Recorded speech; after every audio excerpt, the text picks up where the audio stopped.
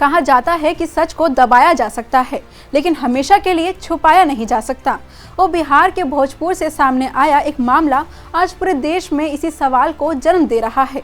क्या भारत तिवारी की मौत वैदिक पुलिस एनकाउंटर थी या फिर एक ऐसा सच जिसकी परतें अभी खुलना बाकी हैं? नमस्कार, मैं हूं तनुष्का तांगड़ और आप देख रहे हैं इंडिया हेडलाइंस टीवी। आज बात एक ऐसे युवक की जिसकी मौत के बाद सिर्फ एक परिवार नहीं रो रहा बल्कि पूरा बिहार सवाल पूछ रहा है। ये कहानी है 26 साल के भारत भूषण तिवारी की। भोजपुर जिले के शाहपुर इलाके के बिलोटी गांव में रहने वाले भारत तिवारी कोई बड़े नेता नहीं थे, ना ही कोई मशहूर चेहरा, लेकिन गांव के लोग उन्हें एक ऐसे युवा के रूप में जानते थे जो सोशल मीडिया पर अपने इलाके की समस्याओं को उठाता था। कभी बाढ़ की परेशानी, कभी नदी के कटाव से उजड़ते घर, तो कभी विस्थापित होते हुए लोगों की आवाज। भारत तिवारी अक्सर इन मुद्दों पर फेसबुक पोस्ट किया करते थे। पर 17 जून को उनकी जिंदगी ने एक ऐसा मोड़ लिया जिसने पूरे राज्य को हिला दिया। पुलिस के मुताबिक भारत तिवारी के पास अवैध हथियार था।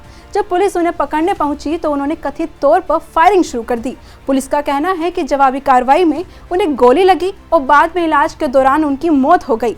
अगर कहानी यहीं तक होती तो शायद यह सिर्फ एक सामान्य एनकाउंटर की खबर बनकर रह जाती, लेकिन इस पूरी कहानी में एक मोड़ ऐसा भी है जिसने भारत तिवारी की मौत को और ज्यादा रहस्यमय बना दिया। बताया जाता है कि मौत से कुछ समय पहले भारत तिवारी ने अपने मोबाइल फोन से एक वीडियो रिकॉर्ड किया था। वीडियो में उनकी बातें सुनकर ऐसा लगता है मानो उन्हें किसी अनहोनी का अंदेशा हो। भारत तिवारी कहते हैं कि अगर भविष्य में उनके साथ कुछ हो जाता है तो उनके शरीर के अंग भारतीय सेना के जवानों को दान कर दिए जाएं। इतना ही नहीं, उन्होंने अपने मोबाइल फोन को लेकर भी एक खास बात कही। भारत का कहना था कि उनके निधन के बाद उनका फोन केवल उनके माता पिता के पास ही रहना चाहिए, किसी और के हाथ में नहीं जाना चाहिए। उन्होंने दावा किया कि फोन में कुछ ऐसे महत्वपूर्ण सबूत मौजूद हैं जो कई प्रभावशाली लोगों से जुड़े मामलों पर से पर्दा उठा सकते हैं।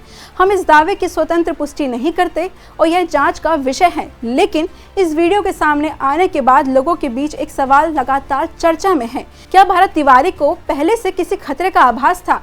क्या यही वजह थी कि उन्होंने अपनी मौत के बाद की बातें पहले ही रिकॉर्ड कर दी थी, या फिर यह सिर्फ महज एक इत्तेफाक था जिसे अब इस घटना के बाद अलग नजरिए से देखा जा रहा है? फिलहाल इन सवालों के जवाब किसी के पास नहीं है, लेकिन इतना जरूर है कि इस वीडियो ने पूरे मामले को सिर्फ एक एनकाउंटर विवाद तक सीमित नहीं रहने दिया, बल्कि इसे और भी ज्यादा संवेदनशील और रहस्यमय बना दिया है। लेकिन असली विवाद इसके बाद शुरू हुआ। भारत तिवारी के परिवार और गांव वालों ने पुलिस की कहानी पर गंभीर सवाल उठाए। परिजनों का आरोप है कि भारत तिवारी ने पहले ही सरेंडर कर दिया था। उनका कहना है कि उन्होंने अपना हथियार भी फेंक दिया था। फिर सवाल उठता है, अगर सरेंडर हो चुका था तो गोली क्यों चली? यही वो सवाल है जिसने इस पूरे मामले को गांव के चौपाल से निकालकर सुप्रीम कोर्ट के दरवाजे तक पहुंचा दिया। सोशल मीडिया पर कुछ वीडियो वायरल भी हुए।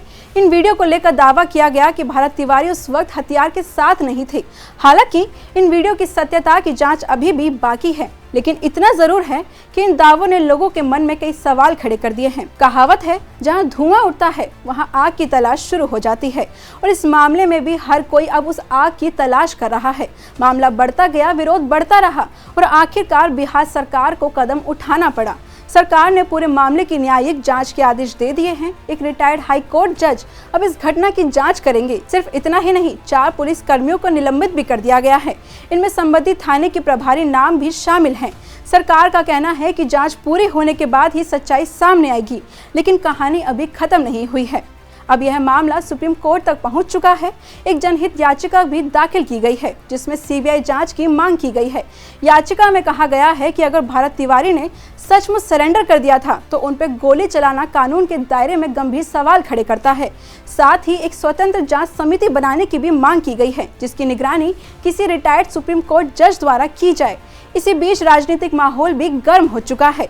विपक्षी दल, सामाजिक संगठन और मानवाधिकारी कार्यकर्ता सभी इस एनकाउंटर की निष्पक्ष जांच की मांग कर रहे हैं। लोगों का कहना है कि सच चाहे कुछ भी हो, वह देश के सामने आना चाहिए, क्योंकि सवाल सिर्फ एक युवक की मौत का नहीं है, सवाल जनता के भरोसे का है।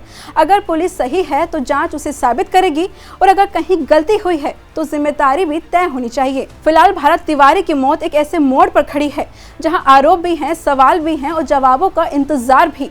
अब सबकी निगाहें न्यायिक जांच और सुप्रीम कोर्ट की अगली सुनवाई पर टिकी है, क्योंकि इस कहानी का सबसे महत्वपूर्ण अध्याय अभी लिखा जाना बाकी है और शायद वही अध्याय तय करेगा कि भारत तिवारी की मौत के पीछे आखिर सच क्या था। ऐसी ही खास खबरों से जुड़ी एक्सप्लेनर वीडियोस के लिए देखते रहे इंडिया हेडलाइंस टीवी और हमारे चैनल को लाइक, शेयर एंड सब्सक्राइब करना बिल्कुल ना भूलें।